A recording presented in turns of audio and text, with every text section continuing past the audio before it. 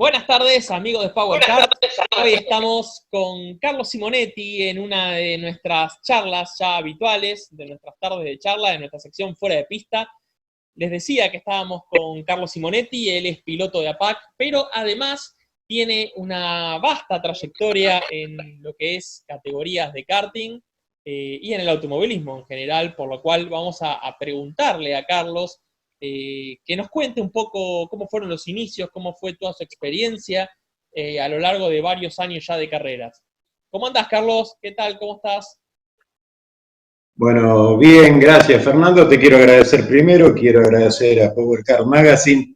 La deferencia realmente para mí es un hermoso cumplido. No creo ser merecedor, pero bueno, si insistís. No, sí que lo sos, Carlos, porque la verdad... bueno, vos sos una persona muy querida en APAC, ya tenés varios años corriendo en lo que es la categoría, sos casi un emblema de la categoría. Y bueno, además, en las oportunidades que hemos tenido de charlar con vos, así fuera de micrófono, nos hemos enterado que tenés una historia bastante linda, empezaste de muy joven y me parece que es muy interesante que puedas contar, sobre todo para los más jóvenes, cómo eran esos karting que vos manejabas, ¿no? Cuando empezó toda esta locura, son los inicios mismos de la actividad acá en el país. Bueno, yo te voy a contar que empecé desde muy chico. Yo vivía en el centro, en la calle Bulnes, entre Díaz Vélez y Cangallo. Y a los 6, 7 años, a la hora de la siesta, mirá cómo sería Capital Federal, salía los domingos a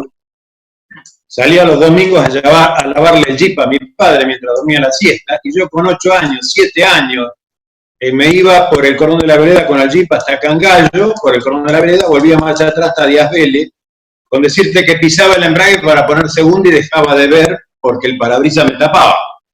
Mirá. Eso era pleno Capital Federal. Aproximadamente a los 8 o 9 años, teníamos un departamento en Mar del Plata, íbamos todas las vacaciones, iba con mi hermano, que mi hermano estaba permanentemente cerca del automovilismo, también competía y estaba codo a codo con algunos de los grandes monstruos de aquella época y a mí me tenían como amuleto. Claro. Me subí a un karting de alquiler, recuerdo que mi primera experiencia en un karting fueron a los 80 metros rectos, venía la curva, le pegué un fardo de pasto, quedé mirando para arriba, las estrellas, porque era de noche, y las palabras en ese momento fueron: nunca más me vuelvo a subir a esto, son máquinas de matar gente. Eso dijiste en ese momento. Pasaron 60 años y me sigo subiendo. Eso te iba a decir, pasaron 60 años de esa frase y seguís ya con una opinión muy distinta de eso de máquinas de matar gente. Exactamente.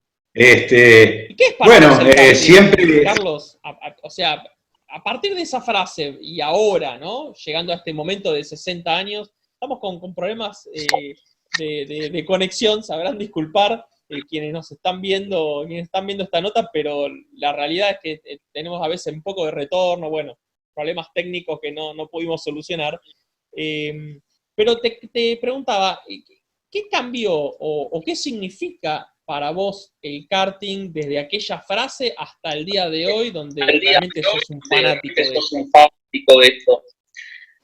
Te voy a decir, tuve la oportunidad de correr alguna carrera cuadrera, con autos con techo, se corría de otra forma en ese momento, autos prácticamente estándar. Yo vengo de la época de que era anexo J, el Gran Premio, eran coches estándar, se juntaban 2 o 3 chicos con un Isar 700, uno llevaba una goma al hombro, cargaban combustible y pegaban la vuelta al Gran Premio.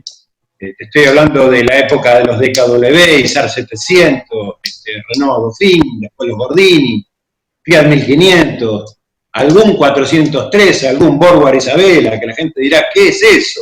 Eso es, digamos, mediados de los 60 y principios de los 70, más o menos, ¿no? Sí, yo empecé a hacer alguna cuadrera en el año 68, yo debía tener 17 años, 16, 17 años, cuando me monté a mi primer kart, que fue un Ersek, 100 centímetros cúbicos, motor del polaco. Yo creo que en algún momento te comenté, eran motores de 12.000 y pico de vueltas, 12.500 vueltas, 165 kilómetros de velocidad final, con chasis que eran con algo de velocidad que final. Decir, nada que ver el chasis a lo que hoy es un kart de carrera. O sea, vamos a estar viendo algunas imágenes de esos autos. ¿Cómo eran eso? ¿Cómo era manejar con otras gomas finitas? Era un poco lo que uno ve cuando compara autos de carrera de esa época también, ¿no? Era otra filosofía de chasis, otras gomas, nada que ver el ancho con lo que es ahora. Sí, inclusive te comento algo. Yo empecé a correr en Zárate cuando arrancaba a correr el Pejerrey Belloso. Y bueno, el chasis Fox tenía la característica, o todos los chasis de esa época, que los portamasas pasaban por arriba de la estructura del caño. Perdón, por debajo. O sea que el chasis iba arriba. Claro, al revés. O sea, el centro de gravedad era mucho más alto. El primero que cayó con un chasis invertido, o sea, los caños pasando por debajo de los portamasas, fue el Pejerrey Belloso, cambió el centro de gravedad y cambió fundamentalmente la manera de manejar y andar y de doblar. Las cubiertas que teníamos en esa época, bueno, eran más angostas, si bien se corría en asfalto, se corría en tierra. El manejo era muy chacarero, la potencia era grande, pero no teníamos pontones, no teníamos trompa, no había defensa. Inclusive en algún momento hubo algún accidente porque el chasis Fox tenía la misma altura de trompa que de cola, así que era bastante fácil al venirse tocando montarse. Claro. Y que quede por ahí el acelerador a fondo, el freno trabado, el otro caño cruzado, el de adelante sin freno y el de atrás acelerado a fondo. Eso era bastante común. ¿Y cómo era el manejo de esos aparatos? O sea, los frenos evidentemente no eran lo que son ahora. Eso ya tenía frenos a disco, ¿no? ¿O todavía no? No. El freno era sobre el eje trasero y eran frenos de BMW, de la moto BMW a cinta. A cinta. Era como para sentirse uno apoyado de que tenía freno. Ahora, el frenar, muchos no frenaban. Me muero. O sea, pero había que cuidarlo los frenos porque venís a 165 con un chasis que de estabilidad, imagino que cuando frenabas la tendencia sería moverse. ¿Cómo era la maniobra para frenar y doblar? Y se espantaba mucho la cola. Era un manejo, como yo solía decir, más chacarero. Vos podés utilizar el freno, pero con cuidado. De todas maneras, esa velocidad que te digo yo, era la velocidad con la relación más larga. Normalmente los circuitos eran rectas cortas y vos utilizabas toda la potencia para salir rápido de abajo. Se doblaba muy rápido. Menos rápido que ahora, ahora se dobla muy rápido. Pero lo que tenía era mucha salida de abajo. Yo me acuerdo picando contra una Coupé Serie SS, una Chevy en ese momento, a los 200 metros lo maté con el Ersek. No lo podían creer, que la SS en ese momento era un maquinón. Claro, sí. ¿Y cómo fue todo ese inicio, Jorge? Carlos, te dije Jorge porque me acordaba un poco de lo que contaba Jorge Tapia la otra vez, en una entrevista anterior, donde contaba también, mencionaba autos similares, ¿no? En cuanto a modelos a lo que vos estás nombrando, más o menos, o sea, era otro automovilismo en todo sentido, donde era menos técnico, menos desarrollado. Los autos, Jorge nos comentaba en su momento que los Turismo Nacional tenían jaulas abulonadas. Bueno, un poco lo que contaste vos de que cargaban una goma al hombro, que también lo contó Jorge, y se iban a correr. ¿Cómo fue el inicio de decir, bueno, empiezo a correr en karting? Bueno, mira, te puedo decir que, por ejemplo, la primera categoría de 600 se corría en Pilar, provincia de Buenos Aires, y era estándar mejorado. No se podía tocar absolutamente nada, salvo un poco de carburación, no se podía tocar la leva, se podía tocar muy poquito lo que era carburación, lo que era puesta a punto, afinación, inclusive la suspensión no se podía tocar. Nosotros fuimos los primeros que caímos con un 600 con las ruedas de atrás abiertas, que recuerdo que el comisario deportivo me dijo, te voy a descalificar. ¿Por qué? Porque no se pueden cortar los espirales, ni se pueden poner espirales más duros. Yo le dije, déjamela correr y después en todo caso lo revisás y me descalificás si está mal.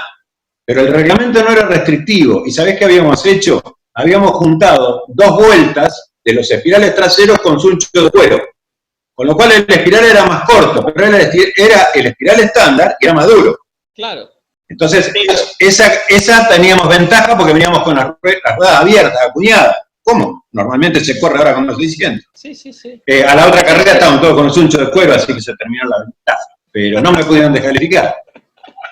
Qué bueno lo que estás contando, porque la verdad que pensar en, digamos, apretar un espiral con sunchos de cuero, pinta de cuerpo entero a la época que vos estás comentando. Realmente era puro ingenio y digamos, se empezaba a trabajar con la idea de lograr ese resultado que después, bueno, lo logró un espiral más corto, o un espiral especial, pero digamos, al principio la idea era la misma, pero había que jugar con lo que había.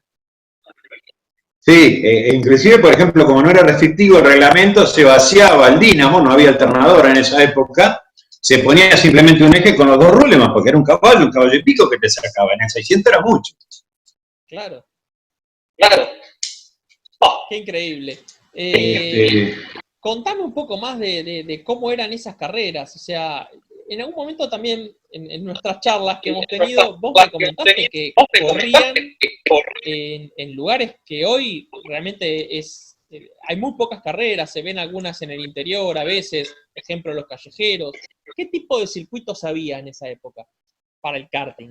Bueno, en realidad era bastante temerario, porque se corría por ahí en localidades chicas, te vuelvo a repetir, eran carreras cuadreras, se corría por ahí en la plaza, es decir, la plaza era parte del circuito. Sí, alrededor de la plaza, pero no era alrededor de la plaza, sino que eran 2 cuadras por una, y dentro de una manzana estaba la plaza. Había unos tímidos fardos de pasto, pero calculá que los golpes contra los cordones eran mortales, inclusive se lastimaba la gente y se lastimaban, por supuesto, los pilotos. Los golpes eran grandes. Porque calcula que se corría en asfalto, pero 200 metros por 100 metros con cordones, y con algún fardo de pasto que cuando lo tocabas te lo llevaba puesto. Es increíble lo que estás contando.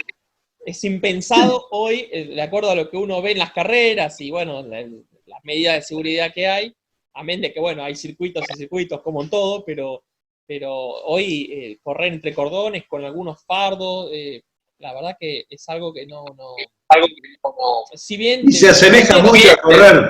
Se vuelve a se asemeja mucho a lo que veo yo. Se asemeja mucho a lo que veo que corren hoy en los circuitos callejeros, ¿viste? Claro, en algunos se hacen, pero es muy difícil ver, por lo menos en el ámbito metropolitano donde nos movemos nosotros, es muy difícil ver callejeros hoy, casi que no están autorizados por las federaciones, por todo esto lo que estás contando. O sea, es muy difícil también generar una carrera tapando todo lo que hay que tapar y a veces hasta imposible, porque un palo de luz sigue estando en su lugar, los cordones siguen estando en su lugar, por lo cual no es lo mismo que correr en una pista, ¿no? Para nada. Igual, yo tengo unos cuantos años en tierra y ahora los circuitos han cambiado mucho, la seguridad, inclusive en tierra, ha cambiado mucho, hay muchas rectas de escape, no se pueden, no puede haber árboles cerca, no puede haber alambrado, es decir, no, hoy la cosa es mucho más seguro, tanto para el espectador como para el piloto, ¿no? Era peligroso para los dos. Y después de esa época, Carlos, ¿cómo siguió? Ahí, después de esa época en karting, ¿arrancó lo del Fiat 600? Sí, en realidad después me agarró la máquina de la vida. Y bueno, tuve que empezar a trabajar, se terminó todo eso, pasaron unos cuantos años, yo voy a contar algunas cosas personales porque son las que me hacen decidir otra vez a volver a participar en el automovilismo. Sí, son parte de la historia, para poner en contexto. Y bueno, estaba mi hijo en ese momento, Andrés, estaba muy entusiasmado, estaba por hacer ingeniería mecánica, le interesaba muchísimo todo lo que era competición, su vida era competición y preparación de motores. En el año 2004 yo tenía, bueno, estábamos en ese momento por entrar a correr en Alma, y habíamos quedado, sí, bueno, muchos conocidos también en Alma, en la parte cerca de Pilar, qué sé yo, 1000 nombres, Bruno Tortorella, 1000 nombres. Y bueno, estaba ya haciendo las tratativas para volver a correr con un Fiat. Yo le había dicho a mi hijo, corro 2 carreras yo manejando y vos de acompañante. En esa época todavía existían. Se corría con acompañante, claro. Sí. Le digo, luego cambiamos, yo me pongo en el asiento del acompañante, vos manejás, si me gusta lo que vos hacés, yo me bajo, yo no quiero saber más nada con todo esto, yo tengo otras cosas que hacer, pero si me gusta cómo vos andás, yo te voy a ayudar, te voy a apoyar, y bueno, estábamos en eso, estábamos en las tratativas para armar ese 600, para comprar ese 600, por un motivo laboral vengo a Saladillo, una noche lo llevo a ver, había kart nocturno, estaban los Zanella, los 80 libres, lo fuimos a ver, le gustó en tierra, les gustó, y me dijo, papá, si no tenés problema, yo tengo una idea, que es que el que maneja en tierra bien, arranca manejando en tierra bien, después se pule y puede ir al asfalto. En cambio, el que maneja en asfalto y tiene un manejo pulido distinto, difícil que vuelva a pisar la tierra o el ripio. A él le gustaba mucho el rally, claro. Le gustaba crear manejando. Entonces me dice, ¿no tenés problema si corro un par de años en kart? No, le digo, ningún problema, hacé lo que vos quieras. Bueno, y así arranca, arrancamos armándoselo, yo le hacía la motorización en el campo a la noche, armamos todo, y empezó corriendo él. Yo de 2 tiempos algo conocía, había estado mucho con el polaco, con el SEC, en el taller, comprando pedazos y hablando con él, así que alguna idea tenía.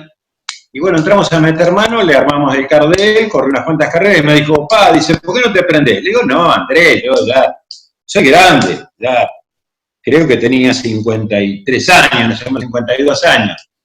No, dice, prendete. Digo, no tengo tiempo yo, Andrés, para armar otro más. Vamos al tuyo. No, dice, hacértelo armar. Y bueno, así fue que tanto inflaron que me gustó, y aparte se me caía la baba. Obvio. Así que me volví a subir, me acuerdo. ¿Cuántos años hacía que no corrías? Desde la última vez que habías corrido hasta ese momento que retornás.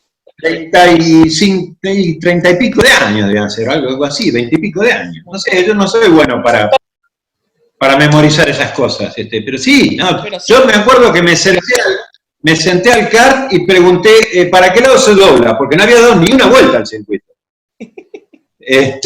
Lo decía en broma, ¿para qué lado se dobla? Pero la primera serie la corrí sin conocer, sin haber dado una vuelta. Y bueno, empezamos a correr juntos. Ahí corrí desde el año 2005 hasta que entré en APAC, debo haber hecho no sé, en total debo llevar ahora alrededor de 170 carreras, una cosa así desde esa época, alrededor de eso. En APAC ingresé en el 2013. Déjame. ¿No? ¿2000? ¿No? ¿2000? 13, ¿puede ser? 13, ¿puede ser? Sí, 7 años. Bien. Así que hice 8 años. Son varios años. ¿Y cómo eran esos motores, no? Eran, en ese momento, vos estabas con los 80 libres, ¿eran motores directos? ¿Cuántas vueltas tiraban esos motores? Yo corrí en 80 libre mucho y algo con 125 Zapucay, cajero, con caja de quinta. Los 80 libres estamos tirando alrededor de 14.700 vueltas.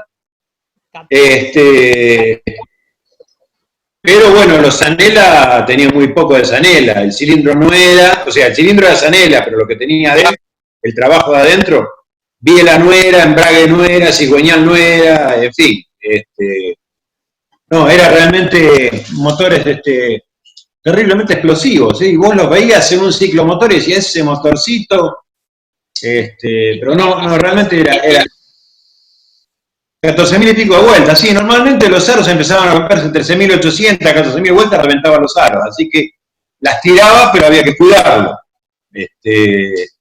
Y bueno, con eso estuve corriendo en Saladillo, en Lobos, Roque Pérez, General Belgrano, Las Flores, 25 de Mayo. Sí, en 80 libre. Ahí pudiste salir subcampeón, estuviste bien ahí con eso. En 80 libre. ¿Qué había ¿Cómo? que hacer? Perdón, repetime. Que habías estado bien, decía, con esos motores, porque lograste el subcampeonato y bueno, peleaste muchas carreras adelante.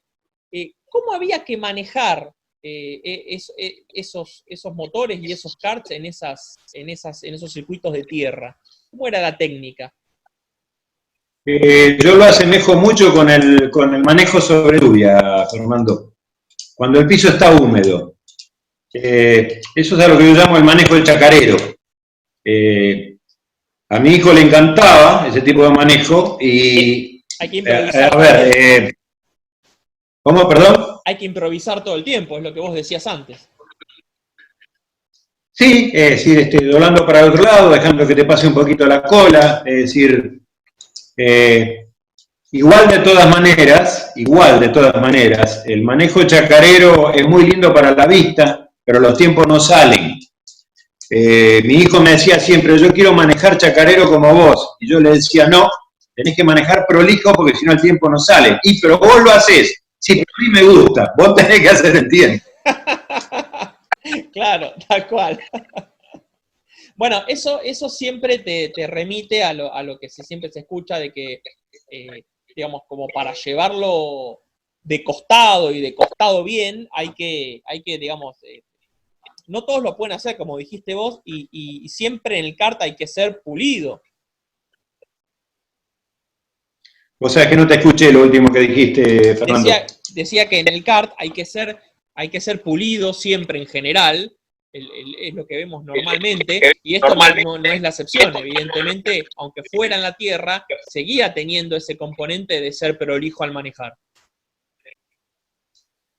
Sí, yo veo que, bueno, inclusive hoy con los motores que estamos corriendo y demás, vale mucho la prolijidad, vale mucho si lo trabajas, qué recta estás, cómo estás encarando la recta, cómo salís a la recta, el no trabarlo, no hacerlo deslizar. Y yo siempre digo que es más difícil manejar un motor con poca potencia que con mucha potencia.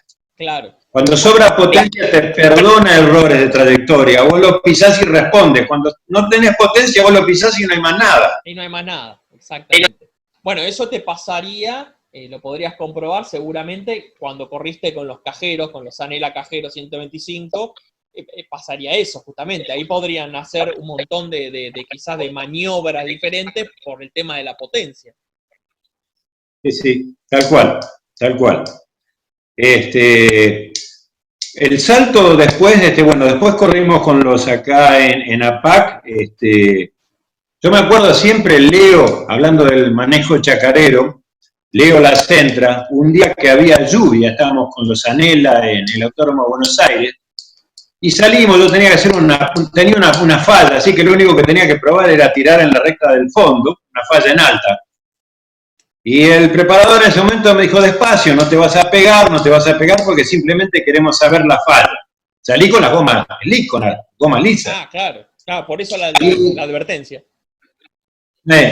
Y entrábamos en la curva de la confitería, y que veníamos yo venía como en la tierra. Y cuando me bajo, Leo me dijo, ¿cómo se nota que vienen de la tierra ustedes? ¿Cómo lo disfrutan? Decía.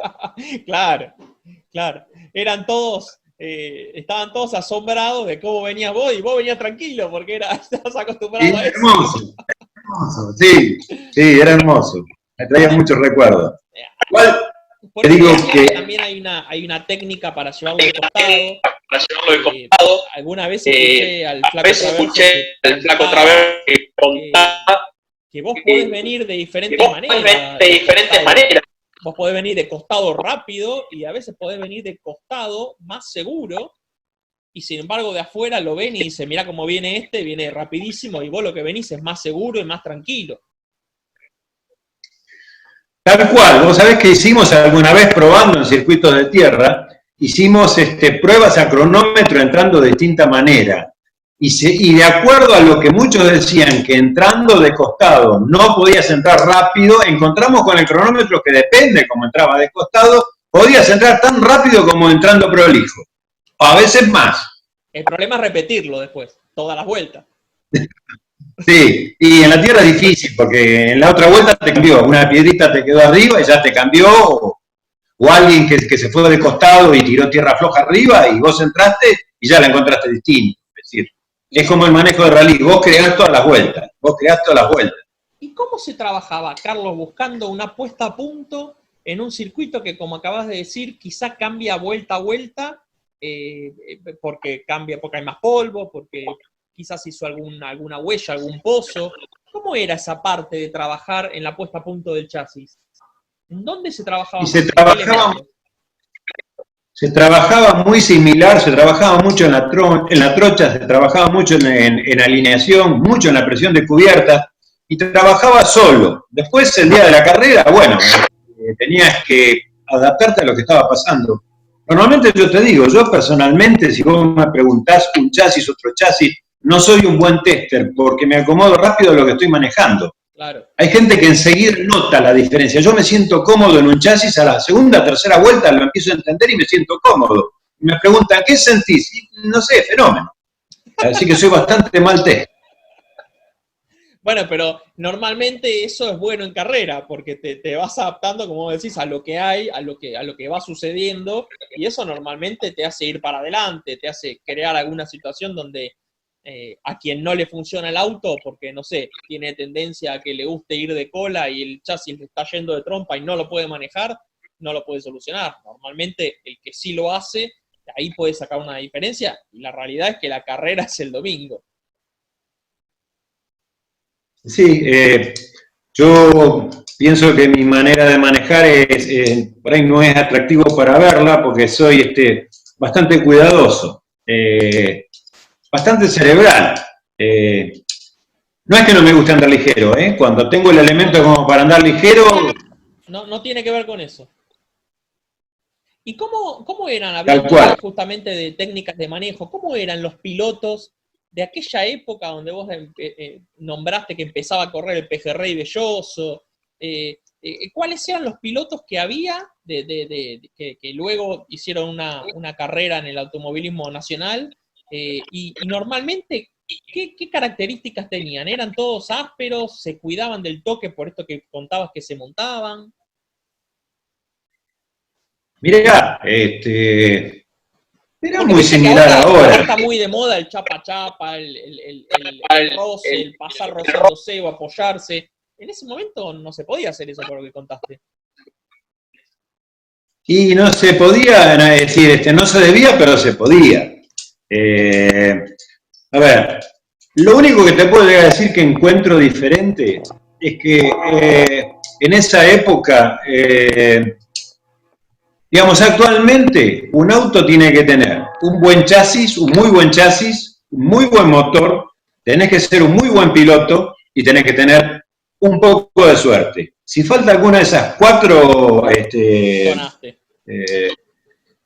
sonaste. Cualquiera de las cuatro que falte. En esa época lo que había es un poco más de piloto, un poco menos de chasis y de motor, y la suerte también existía ahí. Pero digamos que el piloto brillaba. Por ser mejor piloto podía hacer caminar algo que no era de punta. Hoy en día yo pienso que si vos no tenés las cuatro patas de esa mesa, no caminás. Mucha gente me ha dicho a mí, pero con los años que tenés vos y con la experiencia, no te veo andar adelante. Digo, si fuera solo por experiencia o por año, pero no es así. No es así. Sería muy fácil. De todas maneras, te digo, siempre aprendés cosas interesantes. Yo voy a citar algo porque desde los más chicos te pueden enseñar cosas. Hay un piloto que tal vez vos lo conozcas, muchos del ambiente de APAC lo conocen, que es Agustín Lara. Es un chiquito que siempre se quejó mucho por la mala suerte, maneja muy bien, es muy rápido, pero siempre se quejó mucho, es muy quejoso. Y yo siempre le decía, Agustín, para que el sí tenga valor, los no tienen que ser muy importantes. Claro. Y me decía, sí, no tenés razón, pero un día me dice, ¿sabés qué pasa? No. Dice, yo solamente me conformo con ser protagonista. Y me enseñó que tenía razón. Dice, yo no quiero ganar todas las carreras, quiero ser protagonista. Y vos sabés que con la edad que tengo, cuando me lo dijo, me hizo pensar y dije, caramba, este tipo tiene razón. A mí no me importa andar en una de esas, no me importa andar segundo, tercero, quinto, pero el tema es que brille. Después si se rompe, se rompe. Me enseñó muy seguido, ya después querés dejar de ser protagonista y querés ganar alguna. Nos pasa a todos eso. Sí, muchos me lo dicen, me dicen, y bueno, vos sos grande, vos vas a divertirte, sí, pero si le puedo ganar, le gano, ¿eh? Obvio. Por supuesto, eso está fuera de discusión. Siempre digo que cuando nos bajamos la visera, no hay edad, no hay economía, no hay nada, casi que no hay amistad, porque todos salen a hacer lo mejor posible y a ganar. Obviamente hay reglas, hay límites en cuanto a actitudes en pista, hay en algunos momentos, y también depende de la edad de cada piloto, hay un cuidado de no golpearse, pero el objetivo de todos es ganar. Nadie sale a salir segundo o a dejar ganar al que tiene al lado. Eso es así, es una ley. Sí, pero, a ver, son estilos. Vos me viste correr, hemos corrido juntos, y vos sabés que si yo no puedo pelear la posición, no te voy a estorbar. O sea, yo te tengo que ganar y te tengo que pasar si realmente tengo un poquito más. Claro. Pero si no tengo un poquito más, no te voy a tirar al diablo para pasarte. A ver, yo estoy en otra etapa también de la vida. Es decir, el pibe joven aprieta, acelera con los dos pedales. No lo piensa, yo lo pienso porque me lastimo y yo el lunes tengo que ir a trabajar. Decir, y tengo gente que depende de mí, o sea, tengo obligaciones que, bueno, uno ya la piensa de otra manera. Ya repito, si les puedo ganar, les gano. El gusto que me di cuando pude hacer la lap en el autódromo de Internacional de Zárate en el fin del 2018, bueno, no entraba yo dentro del gusto. Última carrera sí, no entraba en la pole, largaste la serie en punta. Eso demuestra que cuando, digamos, los planetas están alineados, el piloto sabe manejar, no es una cuestión ni de edad, ni de que vas a divertirte como contaste que te decían. No, la realidad es que uno depende de una máquina y obviamente hay que alinear un montón de condiciones, entre las cuales tiene que estar uno manejando. Sí. Pero cuando no está la máquina no podés hacer mucha magia, eso es así. Hay días que uno está iluminado y te salen todas, Fernando. Vos lo sabés, vos lo sabés bastante bien. Por supuesto. Carlos, ¿y cómo fue la segunda etapa esta que comentás, donde bueno, con tu hijo Andrés encaran toda esta parte de empezar a correr en karting? Contaste que corriste la primer carrera en ese circuito donde no sabías más o menos para dónde era la primera curva. ¿Y cómo fue a partir de ahí? Y a partir de ahí, bueno, corríamos juntos con Andrés. Al poco tiempo Andrés tuvo un accidente y pierde la vida, se accidenta en la ruta. Desde ya te digo que no tengo ningún problema en hablar de ese hecho porque no escondo la vida de él, al contrario. Si escondo la vida de él, lo traiciono. No me hace mal hablar de él. Y bueno, en realidad vuelvo a correr por él y te voy a ser muy sincero, los amigos y el ambiente del automovilismo fue el que me apachuchó en los peores momentos de la vida, que fue cuando lo pierdo a Andrés. Él estaba haciendo todos los arreglos para que yo fuera a correr a Lobos, con las primeras cubiertas slick en tierra, y bueno, él fallece, se mata en el accidente y toda la gente me dice, ¿vas a ir a correr? Faltaba un par de semanas. Le dije, sí, por Andrés sí que voy a ir a correr. Bueno, hicimos un honor en esa carrera hacia él, y después te voy a ser muy sincero, los colores, los olores, los amigos, el ambiente que a él tanto le gustaba, yo no lo voy a revivir porque siga en ese ambiente, pero si te tengo que ser sincero, me tranquiliza el alma. Los fines de semana que hay carrera, estoy feliz. Por eso seguí, si no me hubiera bajado. Qué bueno eso que contás, porque además también pinta un poco cómo es todo el ambiente. Incluso el ambiente del automovilismo zonal, que es donde estamos inmersos, porque todas estas categorías de kart son zonales. Y entonces donde uno se encuentra con gestos y con mucha gente que a lo largo del tiempo termina siendo conocida y uno tiene una relación de amistad. Es muy bueno esto que estás contando de que te haya servido de pilar, ¿no? Y además, como dijiste vos, de que cuando vas a la carrera estás feliz. Realmente uno cuando te ve llegar a la carrera el día sábado, se te nota disfrutar de todo ese reniegue que es la carrera, porque uno después empieza con el karting, que con el motor, que con el chasis, que la goma, y la realidad es que te la pasás renegando, tratando de sacar lo máximo posible, pero vos realmente disfrutás de todo ese proceso, hasta el día que llega al final de la carrera y cargas todo y te tenés que volver. Es como una filosofía que tenés vos de disfrutar cada uno de esos momentos.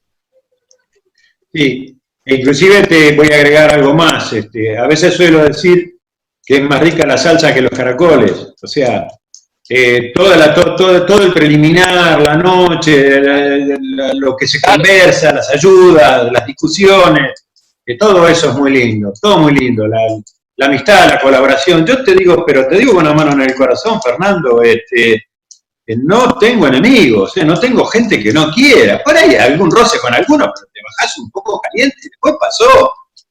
Ninguno es una Carmelita descalza. Vos te subís y bueno. Obviamente. Pero en la primera época, cuando iba a PAC, estoy hablando, te dije, estábamos hablando del año, ¿de qué año? 2013. 2013. Nos quedábamos con Colomba a la noche, que era el preparador, nos quedábamos toda la noche, y la carpa, y la comida, y las charlas, y lo que pasó en el día, y todos los equipos. No, sensacional. La verdad que yo llego y llego a mi casa. Aparte la gente me trata re bien, y sí, tengo mucho afecto por todo el mundo. Mucho afecto por todo el mundo. Me siento bien. Es recíproco porque, por eso decía que vos sos una institución, sos un emblema de APAC, porque realmente todo el mundo te saluda y es como que, bueno, una figura que no puede faltar en la carrera es Carlos Simonetti, el nono para todo el ambiente. Carlos, para hacer un paralelismo, ¿no? Entre todas estas experiencias de kart que vos mencionás, versus el correr con un Fiat 600, no sé si después hubo alguna otra incursión en algún tipo de auto de carrera, ¿con qué te quedás, digamos? Porque lo que estamos notando en algunas de estas charlas es que algunos pilotos nos dicen el karting es automovilismo, pero es como una disciplina separada, específica. El karting es el karting y hay algunas cosas que se pueden aplicar al automovilismo, a manejar un auto, y otras no tanto. Y hay algunos pilotos que se definen como kartistas, por más que tengan también una incursión en el automovilismo. ¿A vos qué te gusta más, el karting o el auto? Si vos me decís, Fernando, este fin de semana, Carlos, tengo para que me corras un kart o un auto con techo, voy a elegir el karting. Mira. ¿Qué diferencias? El auto con techo no digo que sea fácil, es distinto. Hay otra inercia, hay otros tiempos.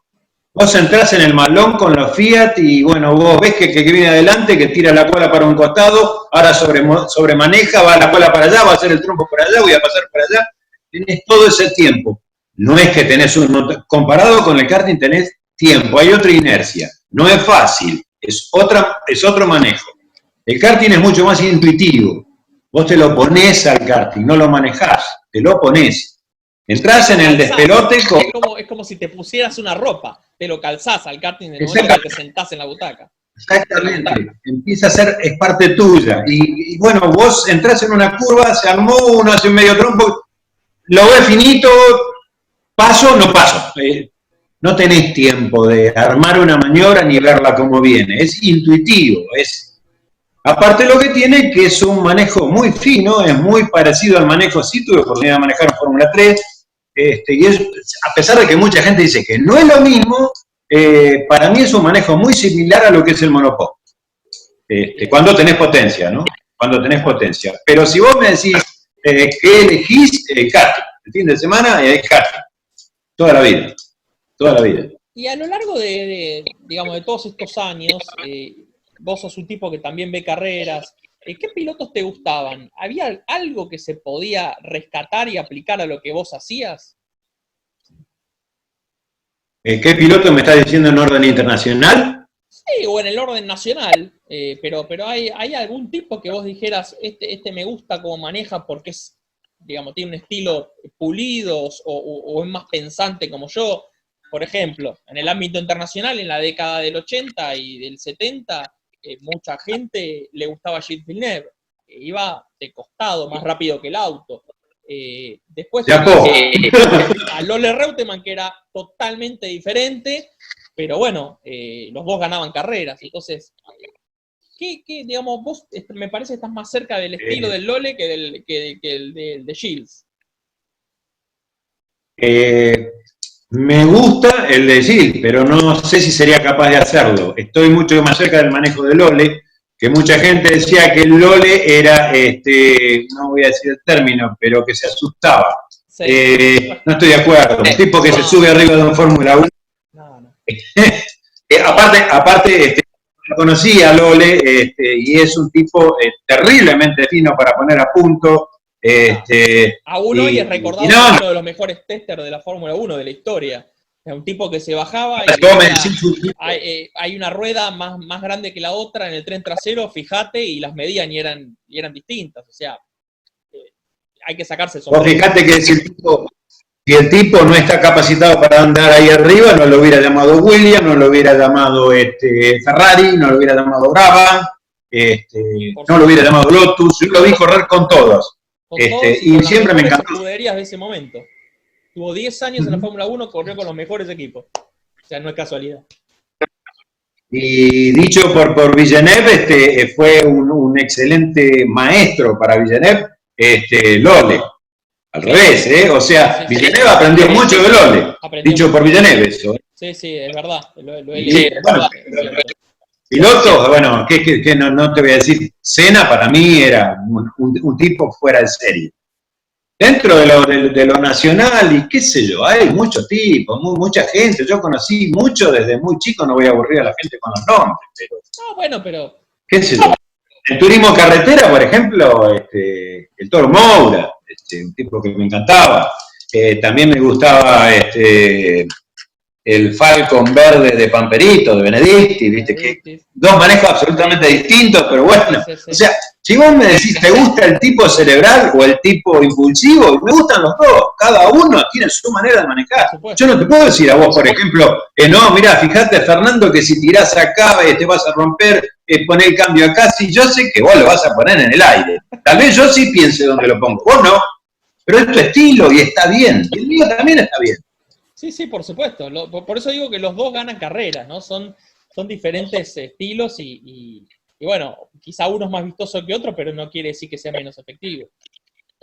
¿Y cómo te llevas, Carlos, visto que tenés muchas carreras en el lomo, cómo te llevas con la parte, esto que decíamos, Villeneuve aprendió mucho de Lole, o lo que vos comentabas que le aconsejabas a Lara en la época de APAC, ¿cómo te llevas con esa parte de docencia, ¿no? O de transmitir la experiencia con respecto a los jóvenes? ¿Sos de dar consejos? ¿Qué les podés contar a lo largo de toda tu experiencia que viviste vos?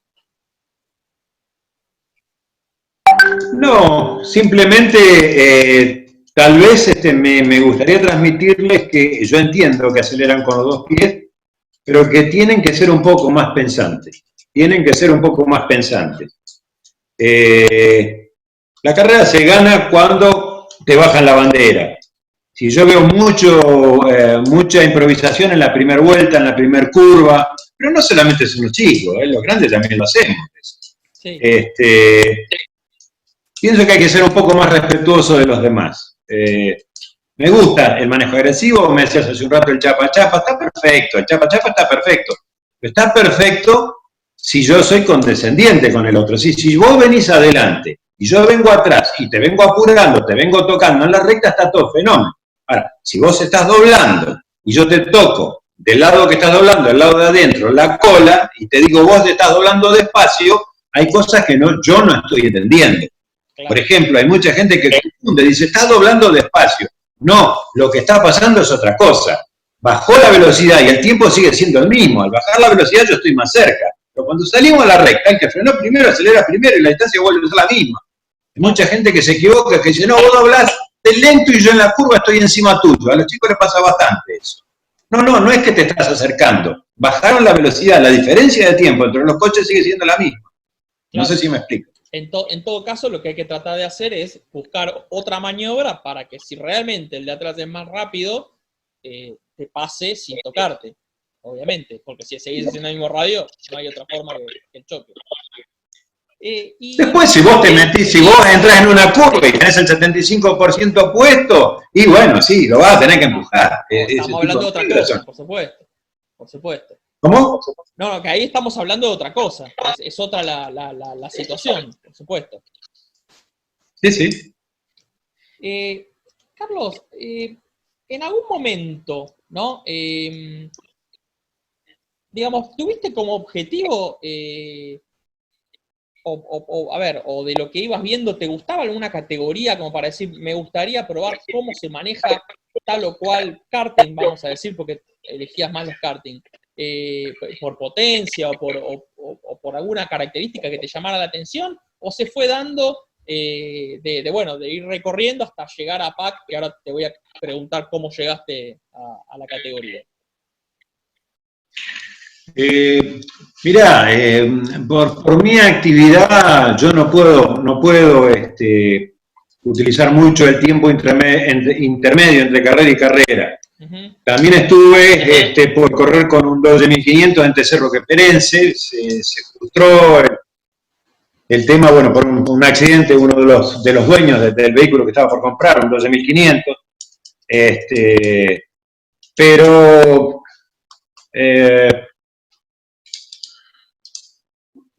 en realidad me gustó la categoría de APAC por el hecho de que eran motores bastante nobles, eran motores que yo conocía. Claro. Me gustó mucho más el salto después al Suzuki, te estoy hablando del primero, de pasar de los 80 libre a los 80 light de APAC, que se rompían menos, teóricamente, pero los Anela se rompían mucho.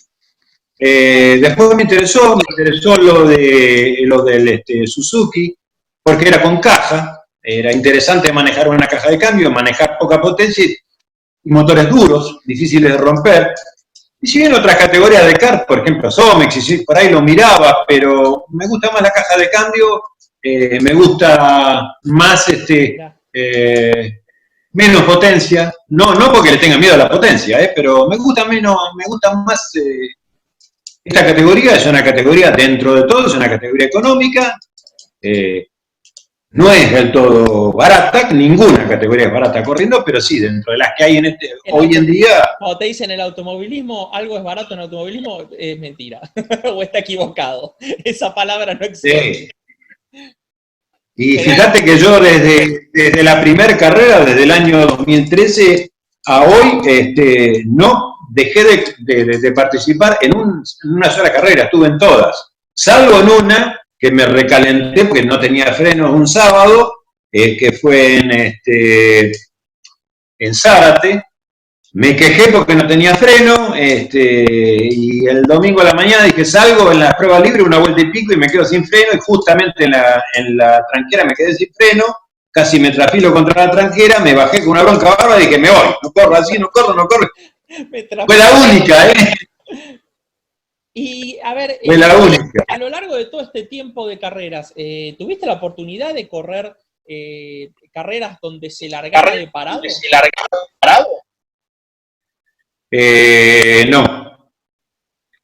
No, sí, alguna carrera largué con el 125 parado, pero me parece una barbaridad, pero muy poquita, habrán sido 2, 3 carreras, algo así. ¿No te gusta la idea viste que algunas categorías de karting, sobre todo los cajeros, en el interior, están largando hoy de parado?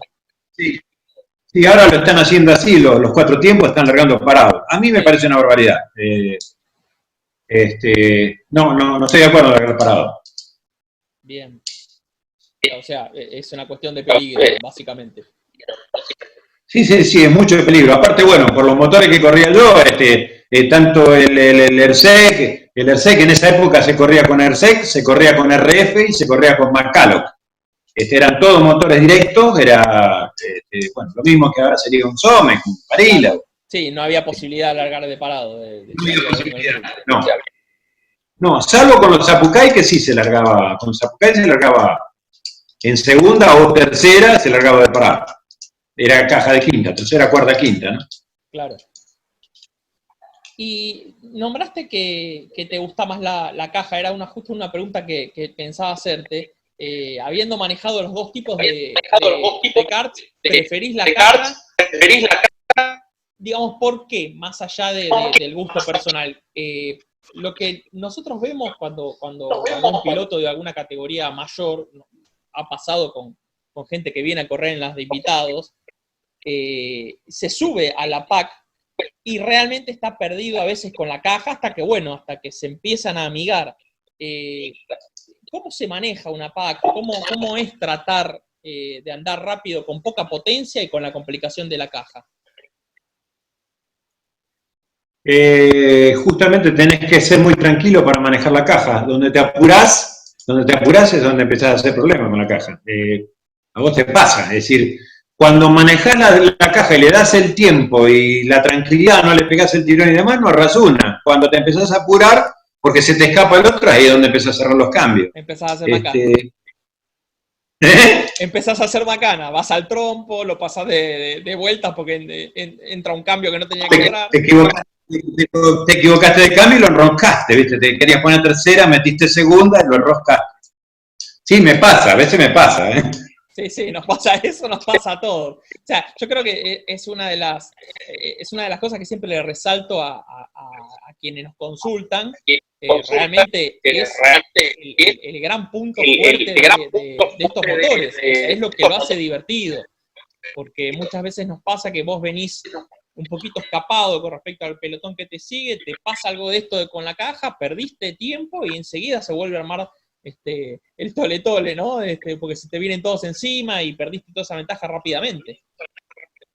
Sí, además no sé si a vos te pasa, pero vos cuando venís, que vas a meter el rebaje, que estás por entrar en la curva, estás pensando, venís, en el caso tuyo que andas mucho adelante, estás pensando, si le pifio el cambio, hago la gran bacana del siglo. Por supuesto. Así que metés el cambio con miedo, ¿viste? Y estás listo para volver a sacarlo. Por supuesto, porque venís rápido y a veces entras segunda en vez de entrar tercera, y muchas veces, por lo menos a mí me pasa, que estás atento y ya empezás a agarrar una gimnasia de que te diste cuenta que entró a la segunda y volvés a poner la tercera rápido, pero sí, o sea, es como que tiene esa cuota de improvisación que vos mencionabas, que era tan linda en lo que le gustaba a tu hijo, porque realmente uno tiene cierta técnica de tratarla con tranquilidad y demás, pero tenés que estar atento a cualquier imprevisto con la caja. Es un vuelta a vuelta.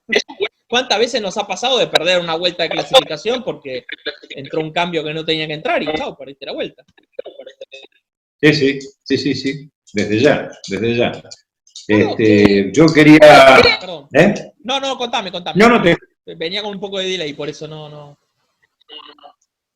No, que yo quería pedirte permiso para agradecer a todos los que trabajaron en todo este tiempo conmigo, sí. Desde que volví al karting, porque tengo que agradecerle mucho a todos los preparadores, a todos los que metieron mano, y que bueno, si por ahí no obtuvimos en determinado momento resultados, es porque, bueno, como dijiste vos, los planetas no se alinearon, pero estoy muy contento con lo que han hecho, espero que ellos estén contentos con lo que hice yo, y bueno, vamos a seguir peleando y vamos a tratar de seguir mejorando igual de todas maneras. Obviamente. Yo quería en la historia de APAC, primero quería agradecer mucho a la familia La Centra, a Liliana, a Leo, inclusive cuando tuvieron la amabilidad de armar una carrera, una fecha con el nombre de mi hijo, que bueno, nos dimos el gusto de hacer girar el kart de mi hijo, que sigue estando como era, y bueno, hay 3 o 4 chicos, Fede Pugel, Valentín Perini, este chico Agustín Lara que te decía, Lorenzo Bryan, que pegaron un par de vueltas, y yo también. Bueno, quería agradecerle a Pac toda esa contención que un poco antes lo mencioné, ¿no? Que lo que me ayuda a seguir peleando y a seguir metiéndole gana y garra a todo esto. Es un ida y vuelta. Ellos me ayudaron a mí y yo quiero participar de todo esto, ¿sí? De toda esta amistad que me han brindado. Bueno, y quería agradecer en todo este trayecto, sobre todo en toda esta parte de kart de los últimos años.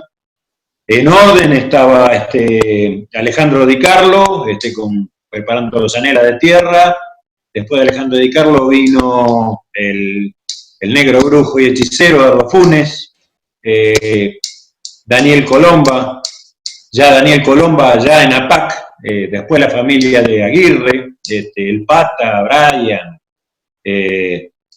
Alessandrini, después estuvo también Armando Amealvo, Jorgito Tapia, Tuco querido, que nos divertimos mucho cuando corrimos juntos. Después Pablo Fagnani y últimamente Daniel Meiriño. Y bueno, tengo que agradecerle a todos porque me han tenido mucha paciencia. Yo soy bastante cabrón, aunque no parezca. Pero de buena leche. Sano como una criollita, creo, pero soy bastante cabrón, estoy bastante mal llevado. Y vos creo que también. Así yo creo que todos, en el momento en que uno empieza a desarrollar esta actividad y empezás a dejar atrás el derecho de piso que hay que pagar, lo digo bien, el derecho de piso en cualquier actividad cuando uno empieza a aprender cosas, cuando empezás a tenerlas un poquito aprendidas y empezás a elevar el nivel de aspiraciones, yo creo que todos nos contagiamos un poco de esa situación del cabrón, porque bueno, como dijimos antes, la carrera es un reñeo constante, en el buen sentido, de tener que ocuparse, de poner a punto un montón de cosas, y la realidad es que el auto de carrera o el karting de carrera es una bolsa de problemas. Un tornillo que se salga te deja fuera. Entonces, creo que, digamos, esa actitud de cabrón que uno por ahí a veces va teniendo, responde a eso, de querer prever todo, de que nada se salga de su lugar, y a veces es difícil, porque estamos... alguna vez escuché una frase de alguien que, sin desmerecer, pero en el fútbol sos vos y la pelota. Si le erraste a la pelota, sos vos el que le está cerrando la pelota. Acá hay un montón de cosas que están fuera de tu control, porque esto que estamos hablando, se te sale un tornillo, se te rompe un elemento, contra eso muchas veces no se puede hacer nada. Entonces yo creo que también eso responde a ese sentido o a esa digamos, cara de cabrón que a veces tenemos. Es inevitable. Sí, lo que es importante, y también yo se lo suelo comentar a los chicos, es no se vayan con la calentura, que no siga la calentura. Es decir, se bajaron caliente, uno viene con toda la bronca encima y demás. Yo creo que el mejor consejo que puedes dar, inclusive yo trato de hacerlo, no hables con nadie. No hables con nadie, porque después te arrepentís. Y sí. Después te arrepentís. Y por ahí decís cosas que no las sentís. Hay que dejar pasar un tiempo y, bueno, uno tiene que pensar, enfriarse. A veces es difícil porque, bueno, uno está con toda la adrenalina, pero es un ejercicio que hay que tratar de hacer. Y sobre todo los más jóvenes, que sí, se bajan con adrenalina. Carlos, para ir cerrando un poco toda esta historia, comentaste que, bueno, gracias a un poco empujado por tu hijo y después seguiste, después de lo que le pasó a él, seguiste en la actividad. ¿Qué recordás de Andrés como piloto? De esas carreras que vos pudiste compartir con él. ¿Qué condiciones o qué características le veías? ¿Tenía su estilo propio? ¿Te podías ver reflejado en algunas cosas que hacías vos, en cómo manejaba él? ¿Cómo era eso? Tenía una manera muy particular de manejar. Era muy seguro, era muy rápido y tenía trayectorias extrañas. Usaba trayectorias extrañas. Había una curva en Saladillo, que es especialmente complicada y muy lenta, y él la hacía por las peores trayectorias, y lo que hacía era entrar por la peor trayectoria y obligarlo al otro a frenar y no entraba. Él la llamaba la maniobra esa la piraña. Y se comía de 2 a 3 karts, sí, de 2 a 3 karts a la vez. Yo realmente no sé cómo lo hacía. Y recuerdo que, bueno, una de las cosas más lindas que recuerdo, tuve oportunidad de verlo a Villeneuve, recién estábamos hablando, con un toque en el pontón delantero, en el spoiler delantero, venía en la entrada a los mixtos con el spoiler que venía agarrado y venía molestando, y venía cuando entraba cerca de la tribuna, le pegaba un golpe de volante para tratar de que el spoiler le quede abajo de la rueda para pisarlo y arrancarlo, hasta que finalmente lo logra. Eso lo he visto hacer, se lo vi hacer. Alguna vez se lo conté a Andrés, y vos sabés que en una carrera, yo no me acuerdo, creo que era Saladillo, en la curva más amplia de Saladillo, venía Andrés con la trompa suelta, agarrada por un solo gancho, y venía la trompa arrastrándose. Y él hizo exactamente esa maniobra que yo se lo había contado y alguna vez en un video la vimos. Eso no lo voy a olvidar jamás, porque me pareció increíble que él pudiera repetir esa maniobra de pegar a la macada y pisarla con la goma para arrancar la trompa, que lo hizo. No solamente repetirlo, sino acordarse y pensarlo, de hacerlo en ese momento. Es un poco lo que vos decías, tratar de pensar un poco arriba la maniobra. Un tipo bastante calentón, pero una criollita en su manera de ser. Calentón en lo que era la puesta a punto del kart, y que yo cuando paraba eran todas quejas, todo grito, todo con su preparador o algo conmigo, pero más con el que, porque estábamos corriendo juntos, así que yo no estaba, si bien estábamos en el armado, yo no estaba en el momento de la carrera. Es más, muchas veces yo quería y estaba esperando romper yo para verlo correr a él tranquilo. Se clasificaba a veces de otra manera, vos sabés que por ahí éramos 30 y pico de autos y se corría todo junto, o sea, se corrían 3 series, se corría repechaje, semifinal y final, y no era fácil llegar a la final. Y la clasificación era 1 por 1, o sea, toda la gente mirando la vuelta, o sea, pegabas una vuelta, la segunda vuelta hacías el tiempo y te cronometraban y listo, y era de a un kart por vez. O sea que vos te dabas el lujo de ver cómo era la maniobra y la trayectoria de cada uno, ¿no? Disfrutabas, sí, porque todos los pilotos mirábamos a ver qué hacían los demás. Claro, obvio. Claro. Y también era una presión bárbara, porque cuando vos salías a pegar la vuelta de clasificación estaban todos los ojos mirando. No había nadie distraído, ¿viste? No, seguro. Así que las macanas estaban. Sí, y para terminar, te voy a pedir, como siempre, algunos que tienen anécdotas para contar, siempre pedimos alguna anécdota que recuerdes, alguna situación en tantos años de carrera que haya dicho estas para ponerla en el libro, como quien dice, para, ilustrar cómo se corría o algo que te haya pasado, como la del alambrado que decías, me quedé sin freno y me iba a trefilar con el alambrado.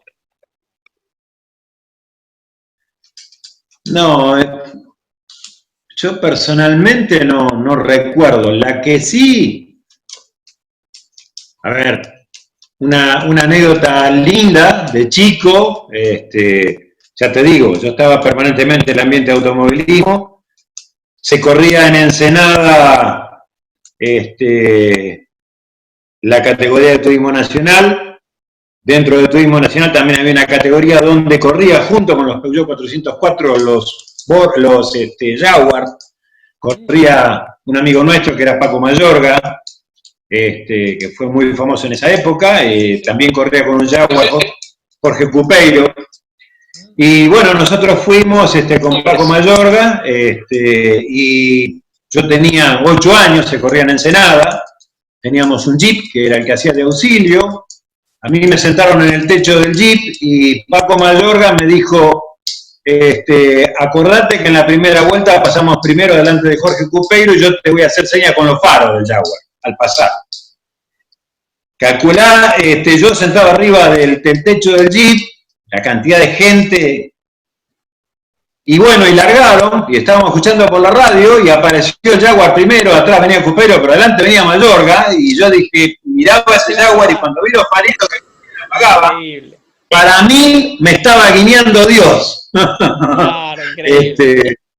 Increíble. Sí, yo debía tener, no sé, debía tener 8 años, algo así. Pero te aseguro, ver ese Jaguar primero y haciéndome con los faritos así, que me había dicho yo voy a pasar y te voy a saludar con los faros, yo no lo podía creer, ¿viste? No, pues, Dios me guiñaba los ojos. No, tal cual. Una muy buena anécdota porque también pinta un poco cómo era el automovilismo en esa época, con la cercanía que tenían los pilotos o el trato que tenían los pilotos. Hoy está como un poco muy aislado, ¿no? Te voy a contar algo más de la diferencia. Lamentablemente terminó muy mal porque pasaron la segunda vuelta y otra vez con los faritos, y en la tercera vuelta pasó el Jaguar de Jorge Cupeiro adelante y el Jaguar de Mayorga no pasaba. De repente para un Peugeot 404 en carrera al lado nuestro donde estaba el Jeep y le dice a mi hermano: Julio, volvé en contramano por la colectora porque se rompió el Jaguar. Mi hermano se dio vuelta y un auto en carrera no para decir que se rompió. Se pegaron la piña. Y sí, se habían pegado la piña del siglo. Se cruzó un DKW1000, cruzó la ruta entre medio de la gente, y después me contaba Juan Manuel Costa, que era el acompañante de Paco Mayorga, lo que vieron ellos. Ellos veían el embudo de gente adelante, que se abría cuando venía el Jaguar y se cerraba atrás. De repente, cuando se abre el embudo, ven un DKW1000 cruzado en el medio de la ruta. A 200 metros más o menos lo vieron. Decía que venían a 200 y algo. Y dice que la maniobra de Paco Mayorga fue en ese momento pisar el freno, bajar la trompa, y cuando le estaba por pegar al DK, aceleró para levantar la trompa y le pasaron por arriba. Después Paco Mayorga decía, Paco Mayorga contaba, era lo único que tenía para hacer, porque si yo me desviaba mataba a 50 personas. Claro, era un cordón humano que tenía alrededor. Sí, eso fue en Ensenada. Yo tenía 8 años, así que debe ser 1960. Se corrió un poco así en esa época, ¿no? En la época de los grandes premios del TC, los pilotos contaban que la ruta era un cordón humano, gente, y como que... Pero, ¿no? Fernando, yo te voy a contar algo que, bueno, se lo cuento a los muchachos y a veces no me lo creen. En el Autódromo de Buenos Aires, que estaba la horquilla larga, donde hoy corremos con karting, había una horquilla, estaba la horquilla larga. Sí. Pero los coches de turismo nacional y los turismo carretera, cuando llegaban, por ejemplo, los grandes premios, el autódromo, la vuelta era hasta Avenida General Paz, se iba hasta Puente de la Noria, se volvía por General Paz por la otra mano y se volvía a entrar al autódromo. Exactamente, es cierto.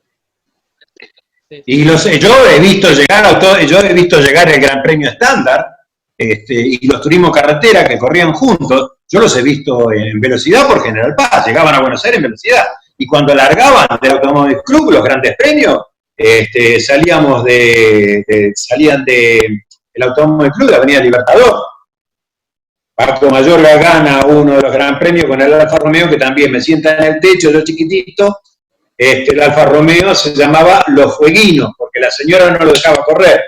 Entonces todo el Gran Premio decían adelante los fueguinos, claro, los fueguinos porque el Alfa Romeo lo habían entrado debajo del paralelo, porque no pagaba derecho de importación abajo. Claro. Por eso le ponían los fueguinos, y aparte porque la señora no lo dejaba correr. Así que cuando estaba ganando dijeron los fueguinos, que no es más otro por la radio, que Paco Mayorga se le armó un despelote bárbaro.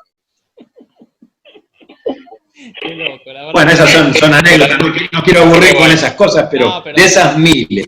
Son anécdotas de otro tiempo que bueno, hoy se perdió un poco todo eso y bueno, estaría bueno volver un poco a algunas cosas que se puedan hacer, que se hacían antes, esto que comentás de la largada de los grandes premios, Automóvil Club, eso era una buena práctica. No hace tantos años se hizo en el rally argentino, se hizo la largada de la apertura del campeonato, una largada simbólica también se hizo. Yo estuve, era un día de semana y estaba repleto de gente. O sea, son cosas que creo que le dan vida a la actividad, o como esto que vos contabas, antes había más acceso a dónde se fabricaba o se preparaba un auto de carrera, como por ejemplo el taller de Tulio Crespi. Hoy vos vas a un taller de las categorías de automovilismo grande y directamente casi que pasás por la puerta y ni te das cuenta que estás allí porque está todo cerrado. Eso congela un poco la actividad. Sí, aparte no te dejan alternar. Yo iba a lo del polaco Berseca a comprar los pedazos del Berseca mío a Pacheco y él estaba trabajando con las tapas de los Falcon. Él estaba haciendo los Falcon de turismo carretera en esa época. Pero vos podías charlar con ellos, ¿viste? O sea, si podías tomar mate con ellos, era distinto. Era distinto. Bueno, Carlos, te agradecemos. La verdad que pasamos un muy buen rato contando tu historia y algunas anécdotas que pintan cómo era esa época, ¿no? Donde vos arrancaste. Creo que está muy bueno para contarlo porque, sobre todo los más jóvenes, no tienen cómo imaginar que antes hubo un automovilismo distinto, muy cercano de la gente, muy... no sé si más sencillo, porque también había preparación, pero sí era muy diferente a lo que vemos hoy, ¿no? Entonces, la verdad que te agradecemos muchísimo que te hayas hecho un ratito como para contar todo esto, que hayas accedido a contarlo, porque como yo siempre comento que, aunque los pilotos no seamos conocidos, todos tenemos atrás una historia, un esfuerzo, un camino recorrido, y si lo contamos de manera didáctica, la historia es buena, uno se termina enganchando, porque son todas cosas que son de la actividad que nos gusta, ¿no? Entonces me parece que es muy interesante. Es una pasión, Fernando, es una pasión. Sí, totalmente.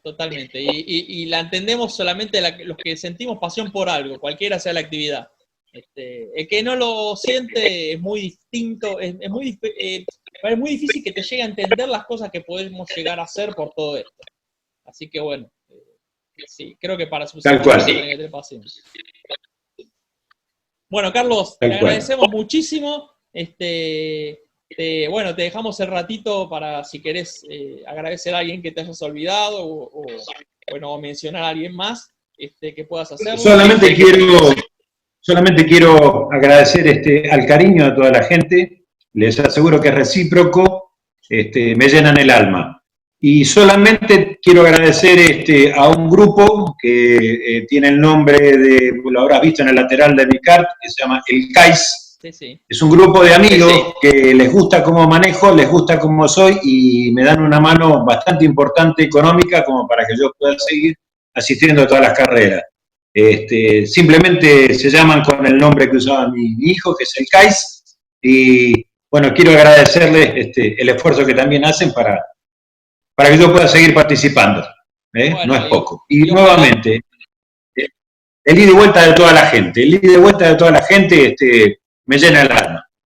Bueno, y ojalá que puedas seguir en pista mucho tiempo más y que, bueno, se materialicen los resultados que a veces todos buscamos y son difíciles de conseguir, pero bueno, lo importante es largar la carrera, pasarla bien y bueno, estar presente. Como dijo Agustín Lara, me conformo con ser protagonista. Ser protagonista, tal cual. Es el título de esta frase. Bueno, muchísimas gracias, Carlos. Nos estamos gracias viendo. A vos, Fernando. Nos estamos viendo en la próxima carrera, que no sé cuándo será, porque estamos detenidos por todo este mito del coronavirus, pero en algún momento se reanudará, así que te estaremos viendo en la pista. Si Dios quiere, ahí vamos a estar. Seguramente. Con el karting naranja, Carlos Simonetti nos dio un ratito de su día de trabajo para hablar de fierros y para hablar de toda su historia.